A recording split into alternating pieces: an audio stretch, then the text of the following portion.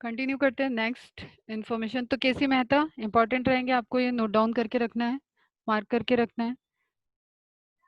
और एमसीक्यूज आप देखोगे तो इनसे रिलेटेड एमसीक्यूज आपको मिल जाएगी, अपने मॉड्यूल में ही मिल जाएगी।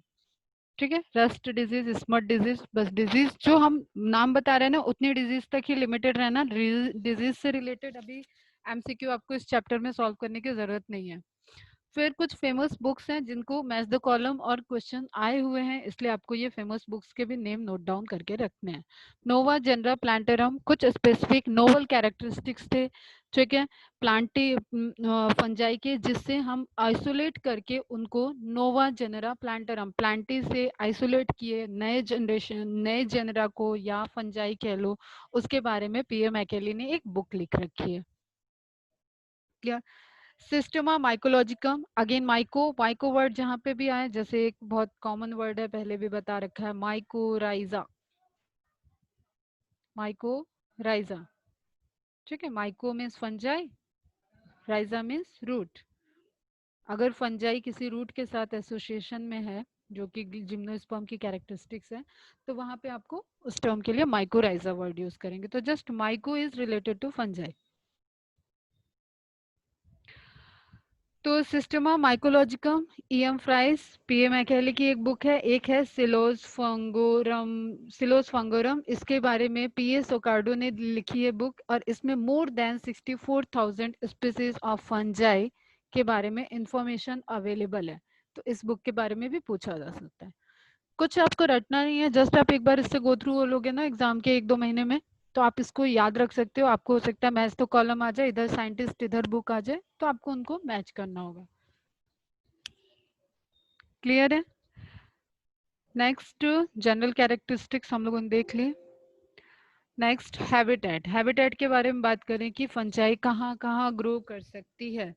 तो as like bacteria ubiquitous term use किया जाता है फंजाई के लिए भी, बट देयर इज कंडीशन कि फंजाई जो है वो हायर टेम्परेचर पे ग्रो नहीं कर सकती है। फंजाई ह्यूमिडिटी पे ग्रो कर सकती है, फंजाई बहुत लो टेम्परेचर पे भी ग्रो नहीं कर सकती है। तो इन यूबिक्विटस यहाँ पे एक एक्सेप्शन आता है विद रिस्पेक्ट टू टेम्परेचर। ठीक है, जैसे आपने फ्रिज की कंडीशन देखी होगी, तो फ्रिज में भी फंजाई ग्रो नहीं कर सकती है। बहुत high temperature, more than 60 degree अगर टेम्परेचर रहेगा, तो वहां पे भी आपको फंजाई की कोई भी स्पीसीज ग्रो करते हुए नहीं दिख सकती है। Is it clear? फ्रीज वाला कॉन्सेप्ट तो समझ में आ रहा होगा।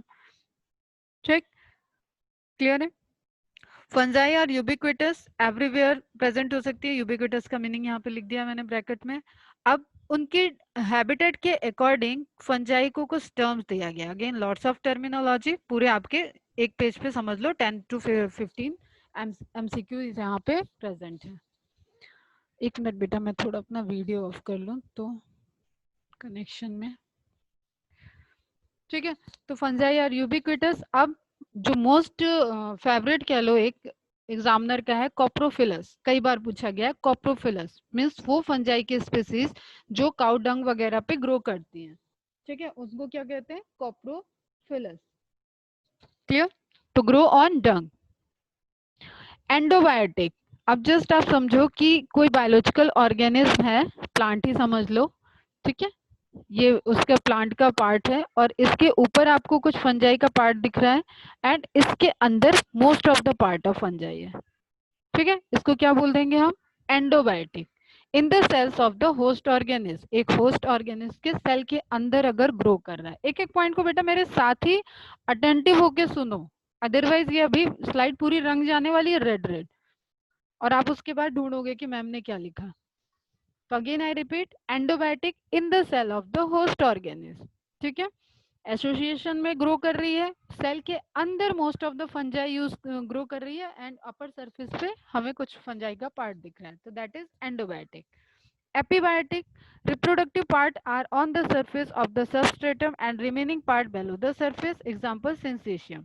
अब इस चीज को यहाँ पे भी देख सकते हो, इसी में हम अगर कह दें कि ये जो ऊपर वाला पार्ट है दैट इज रिप्रोडक्टिव, ये उसका स्पोर बनाने वाला पार्ट है, स्पोरेंजियम बोलते हैं उसको। चलो एक टर्मिनोलॉजी और हम बता दें, वो पैकेट या वो सैक लाइक स्ट्रक्चर जिसके अंदर स्पोर फॉर्म होता है, उसको क्या बोलते हैं? स्पोरेंजियम। तो जस्ट अगर ये स्पोरेंजियम है तो इसके अंदर मल्टीपल स्पोर प्रेजेंट होंगे। वो पैकेट, वो sac like structure which bears spores are known as sporangium. तो स्पोरेंजियम आपको यहाँ सरफेस पे दिख रही है एंड अदर पार्ट आपको अंदर दिख रहा है, तो दैट इज एपीबायोटिक। क्लियर? ठीक है, इन दोनों में आप कंफ्यूजन मत रखो, तो आप इसको सिंपल ऐसे समझ लो कि inside the body and upper side the body. ठीक, जस्ट क्योंकि जो फंजाई ग्रो करती है ना उसका सरफेस पे कुछ ना कुछ अपीयरेंस दिखता है, तो एक अपीयरेंस ये एंडोबायोटिक मोस्ट ऑफ द पार्ट अंदर होगा लेकिन उसका सरफेस पे एक अपीयरेंस दिखेगा। एपीबायोटिक उसका रिप्रोडक्टिव पार्ट बाहर है और हाइफी जैसे वेजिटेटिव पोर्शन उसका कहाँ है, अंदर की तरफ ग्रो कर रहा है। इसका एग्जाम्पल है सिंसीशियम। सिंसीशियम नहीं, सिंक्राइट्रियम होना चाहिए, आर आएगा इसमें। ठीक है, TRIUM। फिर आता है एपिक्साइल, मैं नोट्स में करेक्ट कर दूंगी इसको, डोंट वरी, जो नोट्स में लिखा रहेगा उसको फॉलो कर लेना। एपिक्साइलस कंडीशन ऑन वुड, अगर किसी वुडन सरफेस पे ग्रो कर रहा है तो उसको क्या बोलेंगे, एपी मीन्स अपर, ठीक है, अपर सरफेस पे, एंडो मीन्स अंदर, एक्सो मीन्स बाहर। इस तरीके के टर्मिनोलॉजी कई बार आ रहे हैं और आपको टर्म एकदम क्लियर होना चाहिए। Epixylous on wood, xylophilous again one important on burn wood, अगर जले हुए लकड़ी के टुकड़े पे फंजाई ग्रो कर रही है, फंजाई को क्या करना है, डिकम्पोज करना है, जो भी, अब वो भी ऑर्गेनिक सब्सटेंस होगा वहां पे, तो उस पे ग्रो करना है बेटा। तो उसको जस्ट आप ऐसे समझो, according on the basis of host organism वो किस सरफेस पे ग्रो कर रही है, ये सब डिफरेंट कैटेगरी है। तो एपिक्साइलस ऑन वुड, ठीक है, ग्रीन वुड पे, ट्रंक पे, कहीं पे भी ग्रो कर रहा है तो उसको एपिक्साइलस कह देंगे। अंदर की साइड पेनिट्रेट करेगा तो एंडोबायोटिक हो गया। ठीक, ऊपर की सरफेस पे रिप्रोडक्टिव पार्ट है तो एपीबायोटिक हो गया। जाइलोफिलस बर्न वुड पे ग्रो कर रहा है तो जाइलोफिलस हो गया। कार्टिकोलस ऑन ट्री बार्क, ट्री में बार्क वाला पोर्शन जो होता है अगर वहां पे ग्रो कर रहा है, जैसे सपोज ये ट्रंक है तो इस पे जो तुम्हें छाल जैसी चीजें दिखती है दैट इज बार्क। बार्क होता क्या है ये हम टिश्यू जब पढ़ाएंगे तब आपको वहां क्लियर होगा, बट आप अभी ये समझ सकते हो that is bark. Keratinophilic again important, just considering human के पॉइंट ऑफ व्यू से जहां पे कैरेटिन प्रेजेंट होगा, philic means lover, keratin lover fungi हो गई। ठीक है, कैरेटिन कहाँ कहाँ होता है ये अब तुम लोग आंसर करो मुझे। कैरेटिन हमारे, अच्छा लिखा ही हुआ है, चलो छोड़ो, ऑन नेल्स एंड हेयर। ठीक, वहां पे जो फंगल डिजीज हो रही है, फंगल ग्रोथ हो रही है स्किन पे, नेल्स पे, हेयर पे, वो सब किससे रिलेटेड है, कैरेटिन से। एंडोफाइटिक, फाइट मीन्स प्लांट, अब एंडोफाइटिक क्या हो गया, प्लांट के अंदर। ठीक है, inside the host plant tissue, तो पूरा पेनिट्रेट करके अगर रूट के अंदर उसने कॉलोनी बना ली है, ठीक है, लीफ के अंदर कॉलोनी बना ली है, तो ऐसे फंजाई को क्या बोलेंगे, एंडोफाइटिक। जीरोफिलिक, जीरो वर्ड आता है ड्राई कंडीशन के लिए, जीरोफिटिक जैसे बोलते हैं उसी तरीके से यहाँ पे क्या है, जीरोफिलिक मतलब ड्राई कंडीशन को फेवर करने वाला, ड्राई लविंग। ठीक है, ड्राई लविंग फंजाई, तो वो फंजाई जो ड्राई कंडीशन में ग्रो कर सकती हैं उनको क्या बोलेंगे, जीरोफिलिक फंजाई। थर्मोफिलिक जो टेम्परेचर पे ग्रो कर सकती हैं, टेम्परेचर मतलब हायर टेम्परेचर पे भी ग्रो कर रही हैं, बट फिर भी कंडीशन मैंने बता दी कि temperature should be less than 50 degree. कुछ और स्पीसीज हैं जो 60 डिग्री तक भी ग्रो करती हैं, तो आपको 60 डिग्री वाला माइंड में रखना है, बट जनरल 50 डिग्री है। क्लियर है ये सारे पॉइंट?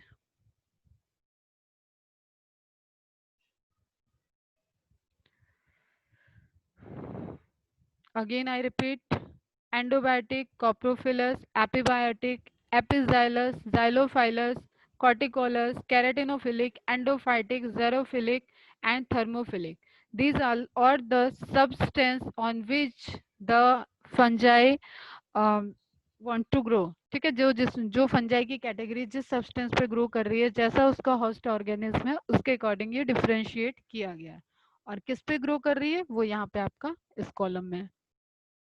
अगेन ये आपको एमसीक्यू में आ सकता है, मैथ्स 2 कॉलम में आ सकता है, तो इस तरीके की इंफॉर्मेशन आपको पूछी जा सकती है। क्लियर है? आगे मूव करते हैं। थैलस ऑफ फंजाई, इनिशियली जैसे हमने स्टार्टिंग में ही आपको दिया है कि इंट्रोडक्शन की व्हाट इज थैलस। जब आप बॉडी को डिफरेंशिएट नहीं कर सकते हैं किसी पर्टिकुलर पार्ट में तो उसको हम लोग थैलस बोल देते हैं। ठीक, thallus like appearance. In most of the fungi, the thallus consists of mass of the fine. अब फंजाई के स्ट्रक्चर पे आ रही हूँ बेटा मैं। हैबिटेट हो गया, फंजाई के टाइप्स और एक स्टडी, एक उसके जनरल कैरेक्टरिस्टिक्स, ये सारी चीजें हम लोगों ने देख ली। अब क्या है, फंजाई की अपीयरेंस कैसी होती है, जो हमें दिख रहा है उसको एक्चुअली साइंटिफिकली टर्मिनोलॉजी के बेसिस पे हम क्या बोलते हैं। तो फंजाई एक थैलॉइड स्ट्रक्चर है, थैलस लाइक है, consist of mass of fine tubular, branching, thread-like structures called hyphae। पहली टर्मिनोलॉजी आपके पास क्या आया, हाइफी। तो डायरेक्ट क्वेश्चन है, हाइफी की क्या कैरेक्टरिस्टिक्स हो सकती है, ठीक है, या फंजाई के थ्रेड लाइक अपीयरेंस स्ट्रक्चर को क्या बोलते हैं, तो that is hyphae. Clear, hyphae कैसी हो सकती है, फाइन, ट्यूबुलर, मतलब अंदर एक ट्यूब जैसा स्ट्रक्चर होगा, जैसे सपोज ये हाइफी है तो इसका एक एरिया होगा, ठीक है, इस तरीके से स्ट्रक्चर होगा। ट्यूबुलर, ब्रांचिंग, यहाँ पे ब्रांचिंग भी हो सकती है, ठीक, तो branching thread like structure called hyphae. अब जस्ट हम एक इमेज पे चले क्या पहले, फिर हम यहाँ पे आते हैं थ्योरी में। इसी इमेज को देख लेते हैं। जैसे सपोज एक फंजाई है, उसका स्पोर है, ठीक, स्पोर बनते हैं फंजाई में, जस्ट स्पोर है, वो इसके स्पोरेंजियम से बाहर आया, उसको ग्रो करना है, तो ये ग्रो करना स्टार्ट करेगा इस तरीके से, यानी बनाते हैं, इसका पहला स्टेज ऐसे आएगा, ऐसे निकलना स्टार्ट हो जाएगी। तो ये जो स्ट्रक्चर निकल रहा है, ये दिस वन, ठीक, ये दिस वन, ये क्या हो गया बेटा आपका फिलामेंटस ब्रांच, इसको आप कह सकते हो, ये सारी टर्मिनोलॉजी, ठीक है। इसी स्ट्रक्चर को क्या बोल रहे हैं, जो थ्रेड लाइक अपीयरेंस है, इसको बोल रहे हैं हाइफी।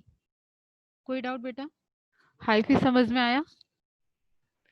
देखो यहाँ पे कंफ्यूजन होता है, इसलिए मैं बहुत धीरे से पढ़ा रही हूँ और बहुत धीरे से पूछ भी रही हूँ कि जो स्पोर ग्रो किया उससे अपीयरेंस, जैसे सब हम लोग सीड लगाते हैं किसी चीज का, तो उससे रेडिकल और प्लूम्यूल वाले पार्ट से पहले रूटलेट और लीफलेट वाले पोर्शन आते हैं, ठीक है, जस्ट समझो। तो या स्प्राउट्स तो सबने देखे होंगे बेटा, चना भी खाते हो, स्प्राउट्स खाया है ना, चना भिगाया या मूंग की दाल भिगाई, उसको 2 दिन बाद हम देखोगे तो उसमें से व्हाइटिश क्रीमिश सा अपीयरेंस बाहर आता है, देखा। तो उसी तरीके से एक स्पोर है, उसकी फेवरेबल कंडीशन आई, अब उससे फंजाई बनना है, तो वो कैसे, इस तरीके से थ्रेड लाइक अपीयरेंस को वहां से स्प्राउट होगा वो, ठीक। वो स्ट्रक्चर जब थ्रेड लाइक है, इस तरीके से स्ट्रक्चर है, तो उसको क्या बोल रहे हैं, एक थ्रेड को क्या बोलेंगे, hyphae, this is hyphae, this is hyphae. Clear, hyphae तक समझ में आया।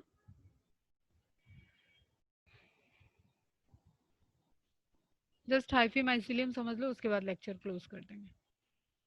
हाइफी समझ में आया, यार रिप्लाई तो करो बेटा तुम लोग फास्ट। बाकी सब कहाँ चले गए, लंच करने चले गए क्या।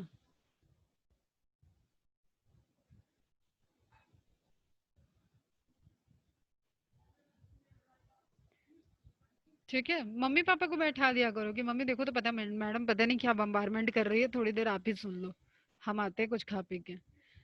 ठीक, अब just listen carefully, hyphae grow कर रही है, हाइफी ग्रो कर रही है, खूब सारी हाइफी ग्रो कर गई, तो ये क्या बन रहा है जो मैं सराउंड कर रही हूँ, दैट इज माइसीलियम। जैसे नॉस्टॉक बॉल में मैंने बताया था ना बेटा, नॉस्टॉक का फिलामेंट और नंबर ऑफ फिलामेंट अगर एक साथ मिल गए तो उसको क्या बोल रहे थे, उसको क्या बोल रहे थे, नॉस्टॉक बॉल। उसी तरीके से यहाँ पे क्या है, हाइफी ग्रो कर रही है, हाइफी को जब हम ग्रुप ऑफ हाइफी हो जाती है तो उसको माइसीलियम बोलते हैं। तो आप कॉन्सेप्ट ये है कि आप जो ब्रेड पे मोल्ड देख रहे थे या जो भी ये अपीयरेंस देख रहे थे, ये सारे structure, these are mycelium, these are mycelium, these are mycelium, not hyphae. Clear, जब आप यहाँ पे ग्रो होते हुए देख रहे हैं, दिस इज हाइफी, ये एक हाइफी है, ये एक हाइफी है, ये एक हाइफी है, बट ये पूरा स्ट्रक्चर क्या है, माइसीलियम, ठीक, ये स्ट्रक्चर क्या है, माइसीलियम, ये स्ट्रक्चर क्या है, हाइफी। डिफ्रेंशिएट कर सकते हो, बहुत कंफ्यूज करते हो एग्जामिनर्स इसमें। तो थैलोस ऑफ फंजाई में the network of hyphae consisting the body of fungus is called mycelium. अब मैंने पहले ही बता दिया तो आप उसको रिलेट कर लो एकदम। अगर बहुत सारी हाइफी का नेटवर्क है, जस्ट इस तरीके से क्रॉस लिंक्ड हो गए हैं, वो एक दूसरे की तरफ ग्रो कर रहे हैं, बंधते जा रहे हैं, उसी में ग्रुप होते जा रहे हैं, तो ये नेटवर्क बन गया एक नेट लाइक, मतलब जालीदार, ठीक है, स्ट्रक्चर बन गया। इसको क्या बोल दिया बेटा? माइसीलियम। Any doubt? माइसीलियम और हाइफी में किसी को कोई डाउट? फंगल फॉर्म में बी नॉन माइसीलियर और माइसीलियर। हो सकता है फंगस में ग्रुप न बन रहा हो तो माइसीलियर स्ट्रक्चर नहीं बनेगा, हाइफी रह जाएगा, तो ऐसी फंगस को क्या बोलेंगे? Non mycelial fungal. ठीक है, ग्रुप बन रहा हो, क्लस्टर बन रहा हो, तो ऐसी फंगस को क्या बोलेंगे? Mycelial fungus. Non mycelial fungus forms are unicelled, cluster होते होंगे। इसका सबसे बेस्ट एग्जांपल है ईस्ट, और ईस्ट का साइंटिफिक नेम है सैक्रोमाइसिस सेरेवेसी, और ये हमारे काम की बहुत बड़ी वाली ईस्ट है। ठीक है, इसको हम बेकर्स फंजाई या बेकर्स ईस्ट भी बोलते हैं। तो इन सब क्वेश्चन पे हम लोग बाद में आते हैं, जस्ट आप यहाँ पे समझ लो।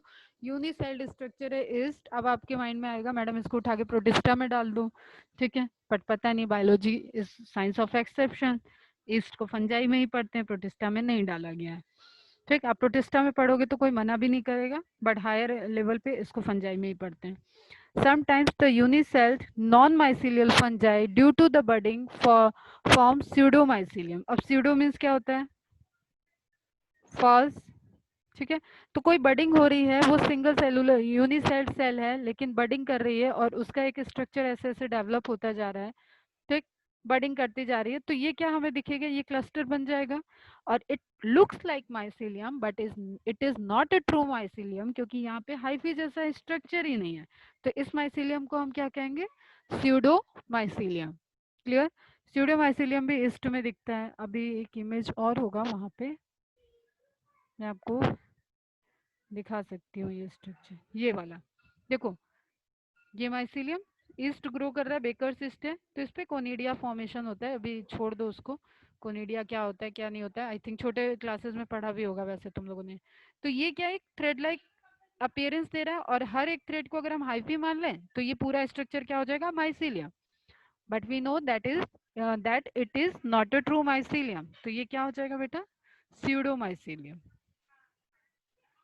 एक एक लाइन को जैसे टाइम देके पढ़ोगे ना, तो कुछ इसमें ऐसा है ही नहीं जो आपको समझ में नहीं आएगा। In mycelial form the fungal body is made up of hyphae. Hyphae से ही माइसीलियम बना है, तो उसका बेस क्या हो गया? वो thread like appearance, that is originate from the spore, we call it hyphae. और group of hyphae is known as mycelium. Simple सी चीज है, हाइफी ग्रुप्ड होगा, hyphae grouped to form cluster, cluster known as mycelium. The mycelium may be septate or non-septate. Non-septate mycelium coenocytic condition, Mucor and Rhizopus इसके example हैं। अब ये क्या बला आ गई, देख लेते हैं इसको भी फटाफट और यहीं पे लेक्चर ओवर करते हैं। अब जब मैंने बताया कि एक थ्रेड लाइक अपीयरेंस है बेटा, ठीक, तो ये अपीयरेंस क्या हो गया? हाइफी।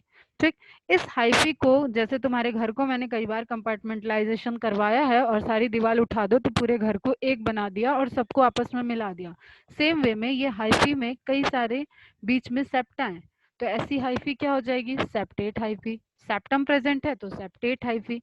ठीक है, इसको क्या कह दिया? Septate hyphae. अब ये सारे सेप्टा नहीं है, न्यूक्लियस, और ये सारे तुमको क्या स्ट्रक्चर दिख रहा है? न्यूक्लियस। ठीक है, अब मल्टी न्यूक्लिएटेड कंडीशन मैंने ऑलरेडी तुम लोगों को सेल चैप्टर में इसलिए पढ़ा रखी है कि कहीं कहीं आपको मल्टी न्यूक्लिएटेड स्ट्रक्चर दिखेगा, तो इसको सिंसिशियम बोलते हैं या सिनोसिटिक कंडीशन बोलते हैं।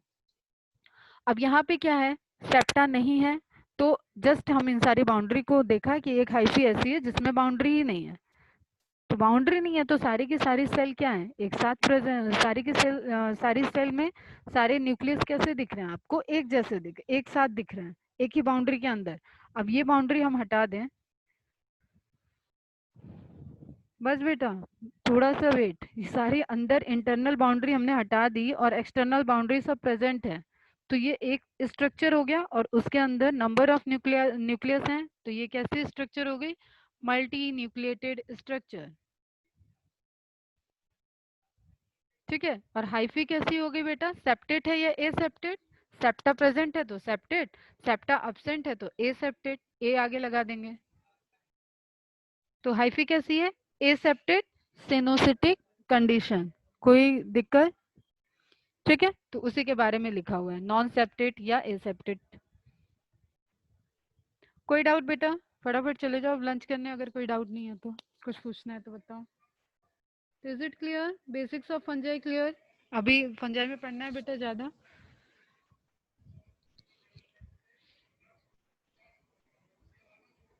गुड।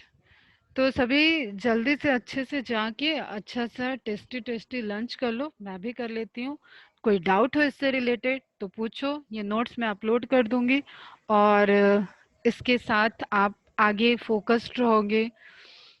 आपको कई चीजें अभी पढ़नी है बेटा फंजाई से रिलेटेड, तो उसको हम लोग देखेंगे। एनसीईआरटी के पॉइंट में तो अभी हम आए ही नहीं, आज हमने कोई भी एनसीईआरटी का पॉइंट नहीं बताया है, इसलिए आपको पूरा का पूरा नोट्स बनाना है। तो आप नोट्स बनाएंगे, 2 लेक्चर और लगेंगे आपके फंजाई पे। चलो, take care, bye bye, nice, have a nice day.